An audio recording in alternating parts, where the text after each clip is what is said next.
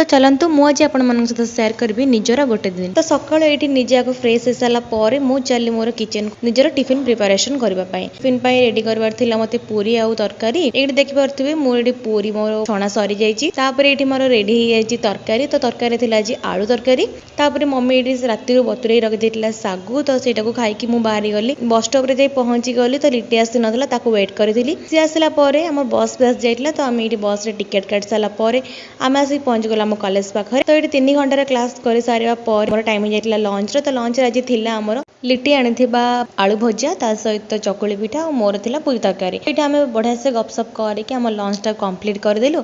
खाई सारा पर मैडम आमर बैग रु बाहर कला रसगोल्ला ताकू छाड़े केमिति हबो कहीं ना रसगोल्ला पर आमर आज जन दीदी बर्थडे थिला से हमको देइथिले ए केक टा तापर तांकर भी बर्थडे सेलिब्रेशन हेतला क्लास रे। तो वीडियो भल लगी लाइक शेयर और सब्सक्राइब करबे। रहूची जय जगन्नाथ।